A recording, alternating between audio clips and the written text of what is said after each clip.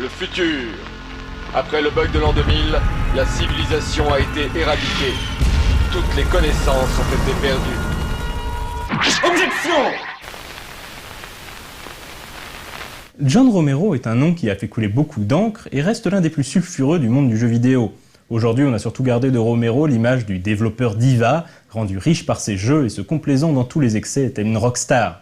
Mais il ne faudrait pas oublier tout ce que l'on doit à ce game designer né dans le Colorado. Romero fonde sa première société en 1984 à 17 ans. Il passe ensuite 8 ans à auto-éditer ses propres jeux avant de rejoindre Origin Systems.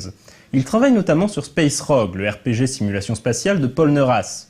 Impressionné par les talents de Romero, Neurath propose à Romero de rejoindre sa nouvelle société, Blue Sky Software, qui deviendra par la suite Looking Glass Studios. Romero décline l'invitation et préfère partir travailler pour Softdisk en 1989. Au sein de Softdisk, Romero va créer le pôle Gamer's Edge. Il recrute John Carmack, Adrian Carmack et Tom Hall au sein de cette structure. En 1991, les 4 larrons décident de fonder leur propre société, ID Software. C'est là qu'ils créent le jeu qui fera d'eux des millionnaires, Doom. Si John Carmack a créé la technologie et le moteur du jeu, c'est à Romero que l'on doit le game design et une bonne partie des niveaux. Romero continuera de travailler chez ID jusqu'à Quake avant de partir créer encore une nouvelle société avec Tom Hall, Ion Storm.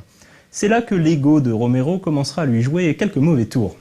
Romero était l'un des premiers développeurs de jeux à croire de toutes ses forces à la notion de contenu créé par l'utilisateur. Il déploya beaucoup d'énergie pour créer les outils permettant aux joueurs de concevoir leur propre niveau de Doom et leurs propres mods. Il avait peut-être un peu trop confiance dans les talents des fans. Lorsqu'il fonda Ion Storm, il recruta des map designers parmi les fans de Quake pour créer les niveaux de Daikatana. Mais ceux-ci s'avérèrent difficiles à gérer car peu préparés aux réalités du développement de jeux vidéo en tant que professionnel. Daikatana, parlons-en, sonna le glas de l'ascension fulgurante de Romero. Le jeu était bancal et mal fichu, et les frasques de Romero lui attirèrent l'antipathie des joueurs. Quoi qu'on en dise, cet échec fut salutaire car il obligea Romero à se remettre en question. Après la fermeture d'Ion Storm, John Romero mit de côté sa vie de rockstar du jeu vidéo pour réaliser des petits jeux comme Gauntlet, Seven Sorrows et Area 51 pour Midway. Plus récemment, il a retrouvé le succès en tant que concepteur du jeu Facebook Ravenwood Fair qui compte pas moins de 25 millions d'adeptes.